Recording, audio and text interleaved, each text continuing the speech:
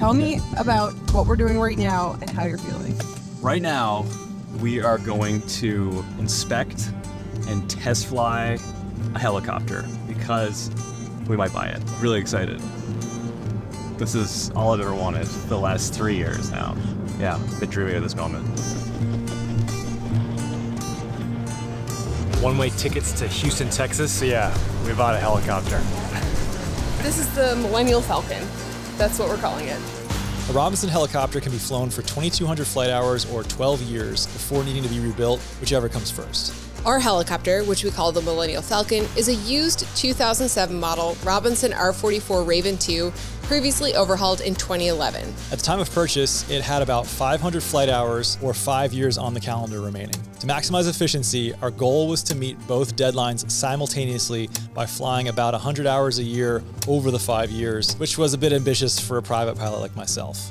With June 2023 as our timeout date, we've been planning to bring it across the country ourselves for the overhaul. Now, after 5 years, we're embarking on our biggest general aviation trip yet. We'll be flying the Millennial Falcon over 2,500 nautical miles from Buffalo, New York to the Robinson factory in Torrance, California, covering more than 40 hours of flight time through over 11 states. Our journey will probably take us about 3 weeks to complete.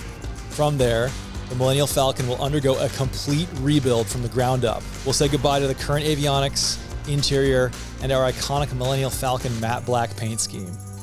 This is the story of our journey.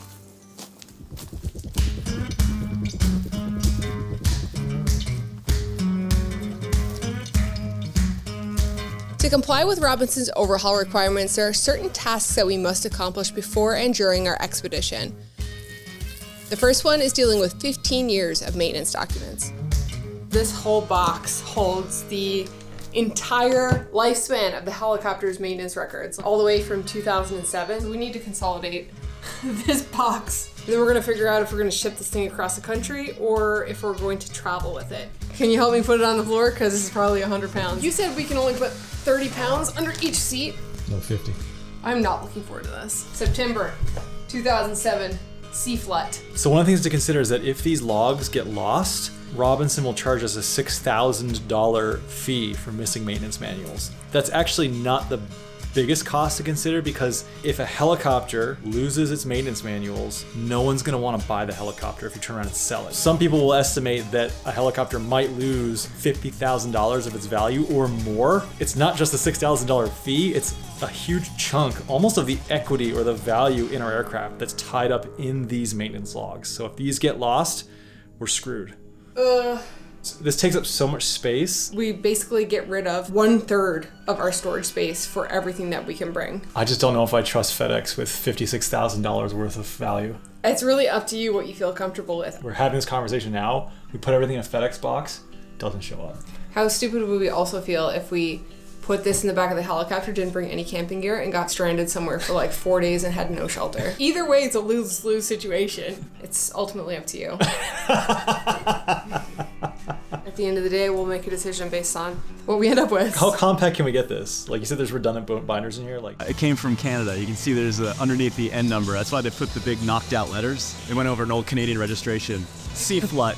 in Canada, all of the tail registrations start with C or Charlie. And then in America, all the tail registrations start with N or November. So Canada is a little bit more meticulous with their maintenance. They do journey logs for all their aircrafts. They logged every single quart of oil that went in. All of those documents you just saw were from 2007 when the helicopter was manufactured till 2011 when it was overhauled. And then all the documents from 2011 from the American new owners until now are literally in this bag right here. 4 years, 12 years. It might look rough cosmetically, but as long as people have been diligent about the maintenance and replace things when they need to, and it's safe, and that's what matters. So, like, there's like little repair patches here. Like a lot of this is worn out here. It's a 2007 model, so it's been, you know, heavily used. If we did purchase it though, we'd update it a bit. We'd probably get a paint job. Well, we did buy it and decided to give it the ultimate Becki and Chris makeover. Matte black exterior with tone-on-tone registration and a luxurious tan leather interior. To top it off, we installed black and gold headsets for our passengers. Our previously well-used helicopter had truly earned its moniker as the Millennial Falcon. Official. Yeah, that's not bad. Yeah, it's definitely smaller than it was before. Changing the binders over and then taking some of the things out of binders, I think was helpful. I think we should number each one of these packets with a big marker. I think that we could just bundle them in 4 pieces in bags with handles that we can take out and say, here's 4 bags. The mission of our trip is to bring our helicopter back to the Robinson factory for overhaul with all of our maintenance documents in tow, which means less space for luggage. We'll have to be strategic when it comes to what we pack for our 3-week trip and strip back some of that kit to their essentials. Since we're going to be traveling across the country with all of our maintenance documents underneath the seats in the helicopter, that's 50 pounds of paperwork divided underneath 2 seats. And a lot of our storage space is underneath those back seats. That means less space for luggage. On top of not having a lot of space, we're probably not going to be doing a lot of camping. So we've tried to strip back that kit to the essentials. So that means our 15-degree down sleeping bags. This time we're bringing our smaller sleeping pads, which we brought on our first series, Cold Island. Smaller pillows, which we also brought on Cold Island. And the reason why I have these in dry bags is for 2 reasons. One, underneath the seats in the helicopter, a lot of times there gets condensation. Things get wet even though it's not raining out or nothing is spilled down there. When it does rain and we're flying, the helicopter leaks. It's a 2007 model, which is why we're going to get it overhauled. So we just want to make sure that all of our sleeping system stays dry. Okay, so we have 3 weeks to do this whole trip.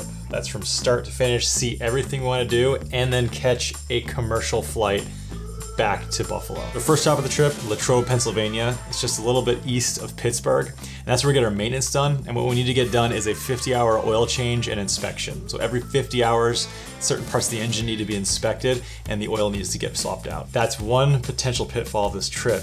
If they find something on the inspection that needs to be fixed, that could ruin the entire trip. If we need a new part, it takes weeks to get that part from Robinson. Our helicopter times out or expires. It becomes no longer airworthy at the very end of our 3-week window. If we don't get the helicopter to California by the end of this trip, we're done. We're screwed. We're gonna manifest good thoughts, not have to worry about any potential pitfalls like that. So assuming that the inspection is all good and we are able to proceed on the trip, our next stop is Kill Devil Hills. That's actually what it's called, Kill Devil Hills, North Carolina. And that's actually the location of the Wright brothers' first flight. And it's literally the birthplace of aviation. So I think it's a very appropriate starting point of this trip, really. So after the Wright Brothers Museum, we're gonna head west to Chattanooga, Tennessee, and visit some friends, and they're friends who actually help us develop merch for this channel. So after Chattanooga, we're gonna take a short flight south to Atlanta, Georgia, and we're gonna fly into the big airport there. And that's actually supposed to be the busiest airport in the US, and we're really just doing it just so I can say that I've flown in the busiest airport in the US. After Atlanta, we have a very long travel leg, probably about a 7-hour flight to get to Texas. Land off airport in Texas, get barbecue. Texas is a pretty big state, so we have another about 4.5-5-hour flight further west. We're gonna go to El Paso. And El Paso is that little tiny town on the border, furthest west corner of Texas. So now that we're up to El Paso, I should probably mention a couple stipulations that Robinson Helicopters has. First is the El Paso route. This route basically is the Interstate 10 connecting El Paso to Torrance, California. And they talk about this route because they require any pilots that pick up a brand new helicopter or a freshly overhauled helicopter, you have to promise them and sign a document that says, I will follow the El Paso route. In addition to that, you also have to promise that you've also flown the El Paso route before.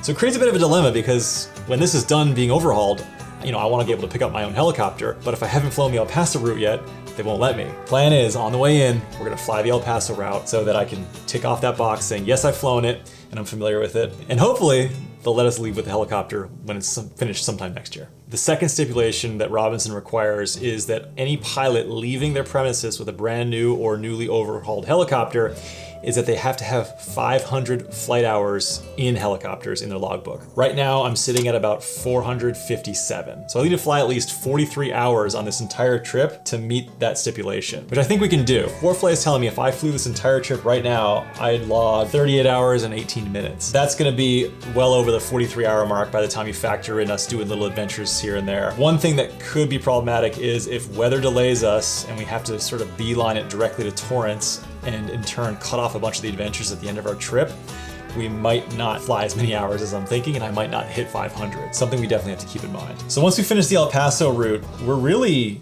just next to Torrance. And depending on time, if we have to go directly to Torrance, then so be it. But my hope is that we'll have a lot of time at the end. We can head north. We'll be west of the Sierra Mountain Range here. Keep heading north and then cut across. We're really hoping we can make it to Reno, Nevada, because we want to meet up with Trent Palmer, who's a fellow pilot.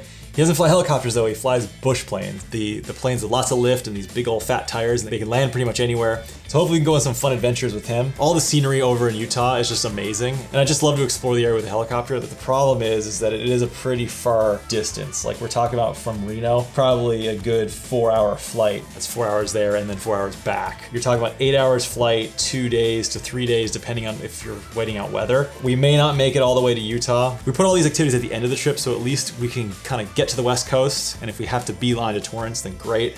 But if we have time, we can do all these extra fun stuff. So after the adventures in Reno and hopefully Utah, we'll then head back to Torrance, California, which is where the Robinson Helicopter Factory is, and we'll leave it there for 6 months, a year, 18 months? No idea how long it's gonna take. Robinson says 6 months. I'm thinking probably a year, but either way, the helicopter's gonna be there for a long time, and then we wait for it to basically just be rebuilt. When you boil it down, there's only 4 actual things we need to do. 1, we need to pass our 50-hour inspection and get an oil change. If we don't pass that, then the whole trip is done. Number 2, we have to fly the El Paso route. Number 3, I have to hit 500 flight hours. And finally, number 4, we have to actually get the helicopter from Buffalo all the way to the West Coast in Torrance, California, because obviously for them to overhaul it, it has to be in their possession. So outside of those 4 things, the rest is pretty much whatever we want to do. I can guarantee you that this is probably not going to be the route we actually fly when it comes down to it. But if I had to guess right now, this is what we'd be doing. All the off airports and really flying helicopters and capitalizing on their unique handling characteristics. That for me is what I'm looking forward to the most.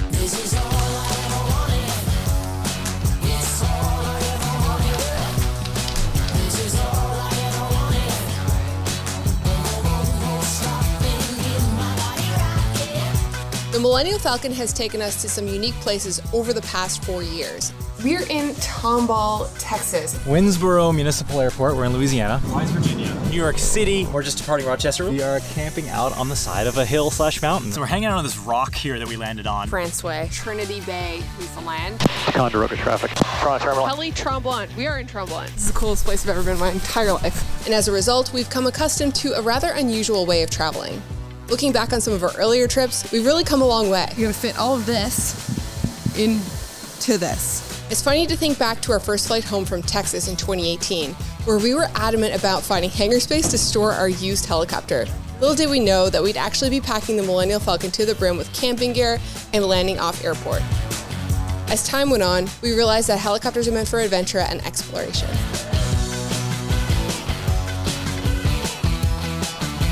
At the end of our adventure, we'll be catching a commercial flight, which means everything that we bring on this trip will need to fit into checked bags and comply with airline regulations. Everything that we need to bring has to be commercial flight compliant. So all of the stuff needs to fit into checked bags and has to be able to actually be checked or be carried on. We have 2 collapsible REI duffel bags here. Both of these are 100 liters. So this will just go underneath one of the seats. And then once we get to California, when we're ready, the helicopter goes in and all of this stuff gets packed into 2 of these. They don't have wheels, they're a bit of a hassle to carry through the airport. We're going for 3 weeks. We're bringing minimal clothes. We're always using packing cubes for our trips. I like to keep all my stuff organized in these, and it kind of helps differentiate between my stuff, Chris's stuff. We're also bringing a little laundry backpack. We're also gonna be coming in and out of hotels probably every single night. We can't book any of them ahead of time, but we do know that when we land at night, we're gonna have to find a place to stay. So this is gonna be the main bag that we live out of for a trip. This is the Patagonia 100 liter black hole duffel bag. This, having wheels, should be a little bit more manageable for us. Just gonna get everything kind of packed up here.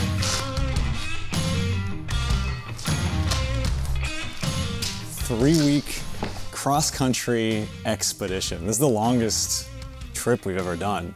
It's kind of exciting to be able to do that. I have a lot of emotions going into this trip. Over the last 5 years, we've had a lot of really amazing adventures, and it's been quite the ride for me personally, learning how to be in a helicopter with my fear of heights and my panic and anxiety disorder and trying to learn how to deal with that. I'm feeling really good and really excited to go into this trip. It's something I've been looking forward to for a long time.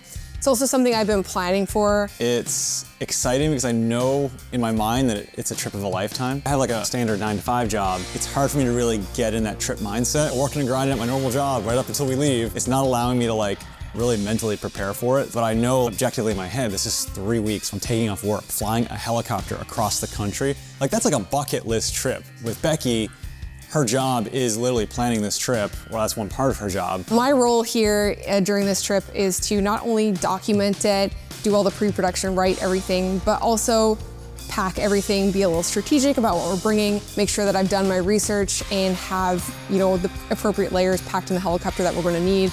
And then also when we're flying, I don't have a lot to do, but Chris likes to call me his co-pilot. So I, put in the radio frequencies and change the altimeter settings, and I just kind of try to take some of the workload off of him when we're doing complex flying. My role in this whole process is literally just flying the helicopter and logistics to a certain degree, but mostly aviation-related logistics. Everything else falls on Becki's shoulders. I think my most important role is packing the Millennial Falcon.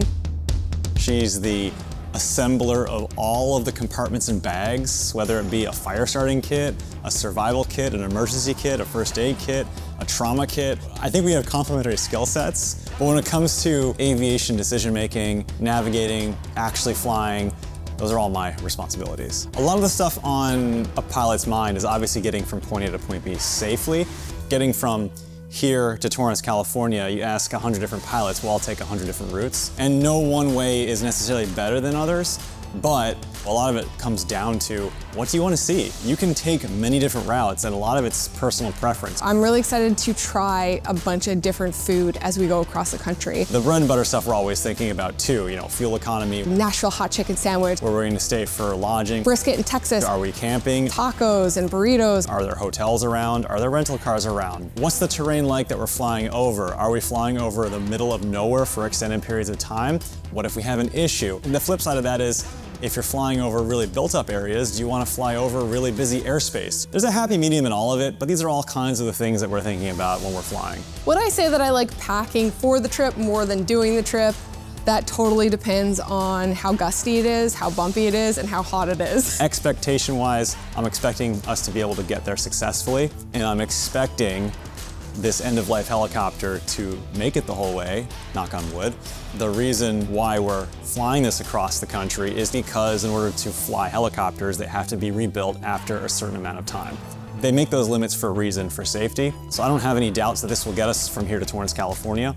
But things like that, it's always on the back of your head. And what happens if something happens in the middle of nowhere? But as far as what we'll see, I'm just treating this like a big, fantastic road trip, just seeing the entire country from a different perspective than you normally would if you were driving. Something we've learned after flying over the last 5 years is when you have expectations when it comes to general aviation, you're gonna get real disappointed real quick, especially when it comes to getting hotel rooms, car rentals, being comfortable with whatever airport we're at. So yeah, I expect to learn a ton of new things. This is the biggest trip we've ever done. It's the longest time we've been away. The things I do think about on this trip that could be potential pitfalls or make us uncomfortable would be flying over really remote areas that we're A, not familiar with, but B, really far away from any civilization and not being entirely prepared for them. Also flying in the amount of heat that we've never been flying in from a comfort standpoint as well. Like I said, we don't have air conditioning. So might be a trip where we're just dripping with sweat the entire time. We gotta make sure we have enough water to stay hydrated. 17 degrees Celsius is my ideal temperature. So like when you have 35 degrees Celsius, 40 degrees Celsius, I'm nervous, but we're gonna be prepared for that by having nice, light, breathable clothing, lots of water, lots of Gatorade, things like that. Becki's been doing a really good job in diversifying our kit in general to deal with some of these situations. So while I don't want to go into it cavalier, you have to have a healthy level of skepticism, but also I don't think we should be afraid of our own shadows in this situation. I think we have prepared well, and I think we will be successful on the trip. All right, so we've run into our first snag and we haven't even left yet. The original plan was to leave Sunday night so that we're in Latrobe, Pennsylvania, where we get our maintenance done and the helicopter's ready and waiting for our maintenance team to come in, do the oil change, do the inspection, we can get out of there Monday morning. The problem is that Monday is Memorial Day, so it's a national holiday. But that still puts us potentially into Tuesday, and then if we don't get out on Tuesday, it might be Wednesday. We still have like 20 hours left until we actually have to get the oil changed. So we're going to divert our trip a little bit further north as we're going across the country and stop by Missouri, where I know a guy named Paul Salmon, who is a helicopter pilot who I met actually at the Robinson Safety Course years ago. He's very generously offered to fit us in, and we'll get an oil change at his place more towards the middle of our trip. And that way we can potentially leave, I guess, whenever we're packed and ready. So we're hoping to get down to our first stop, first flight airport where the Wright brothers did their first flight and get there before Monday. Everything's still up in the air a little bit, but I think we have a plan. I should probably check the weather to see what the weather's doing down there. All right. So. Oh no, that's not looking too good, man. Okay. The weather for Sunday is marginal VFR all morning, dropping to low IFR in the evening. That makes getting in on Sunday very difficult. We are VFR only, meaning visual flight rules only, meaning our ceiling has to be at least 3,000 feet above sea level and our visibility has to be at least 6 miles. So if it's less than that, you get to the marginal VFR.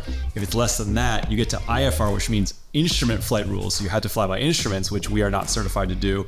And if it gets to low IFR, that's just the worst you can get. So we are definitely not flying in that. This means that Sunday, we probably won't be able to get down there. And then I'm looking at Monday. It's sort of patchy thunderstorms, but they're closed Monday. And then Tuesday, it goes basically low IFR thunderstorms. Wednesday, IFR thunderstorms. Thursday, IFR thunderstorms. And then Friday, it's like calm. So there's like clearly a weather system moving through there. Because if we get stuck on the coast of North Carolina, a system's moving in and it's going to be poor visibility all the way till through Thursday. The other option is just to reassess as it gets closer. We're basically coming down, backtracking, and then going this way. So rather than getting stuck here, if we just go straight down this way and just cut this off, that might be a safer option. So you're telling me now we're leaving a day earlier than we had planned to be leaving? I'm saying we should probably leave Saturday. So 2 days earlier than planned, which is tomorrow. We haven't even left yet. Our plan has changed like twice. So we're looking at the map and the radar is showing a large weather system moving in over First Flight Airport. Even though we really wanted to go there and really see like where the birthplace of aviation was, literally in the world, I think we have to cut it off. It's a blessing and a curse flying VFR only general aviation because it is very unpredictable since you're at the whims of the weather. But at the same time, if you can embrace that sort of randomness, it's kind of fun, and if you're okay with that, then it's a great time. So there's a couple reasons why we want to get to the west part of the country as fast as possible. A, if we hit weather and we burn up all of our days up front trying to get there, we may not be able to spend the time doing what we want to do on the West Coast. The second reason is that we may never get another opportunity or very few opportunities in our lifetime to ever fly a helicopter on the west side of the country. So the priority is getting to the West Coast and really making the most of it, knowing this is a very rare opportunity for us. It's not that we don't want to see all of the awesome things the east side of the country has to offer, it's just that we can do those on like a weekly trip or a weekend trip. So we really want to prioritize the rarity here of us being on the west side of the country with a helicopter. So the next time we're in this hangar, we will not be in possession of a helicopter. The planning process for these trips are an adrenaline rush. As we gather the essential gear and pack our provisions, we are constantly reminded that the world of general aviation is an untamed beast. I can't believe the day is finally here. It's finally here. She's heavy. 23 to hover, been better. Buffalo Airfield traffic helicopter, November 300 Whiskey Zulu, departing from runway 06. We'll be doing a right downwind departure to the southwest, Buffalo Airfield. The thrill lies in embracing the unknown and navigating uncharted territories day by day. We'll adapt to circumstances as they arise, making on-the-go decisions that may or may not align with our original plans. New scenery, finally. Always fun coming into a new airport. Marshall County traffic helicopter, November 300 Whiskey Zulu is clear of 06, air taxiing to the Pops, Marshall County. As we embark on our cross-country expedition, we have no clue what lies ahead. Dude, that was sick. Great job. The next 3 weeks are brimming with endless possibilities and hidden surprises. However, before we can proceed westbound, we have our sights set on landing at the busiest airport in the world. But it seems like Mother Nature has a different agenda.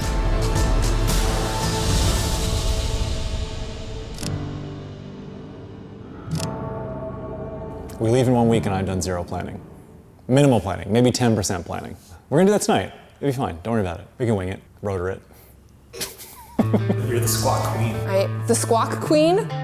Today we leave on our 3-week cross-country expedition. We're gonna be basically navigating through the biggest travel network you didn't even know existed. And our first stop is to fly into the world's busiest airport. This is not looking so good, man. I don't think we're making it to Atlanta. It's not looking too hopeful. The problem is the ceiling is low and we're in the mountains.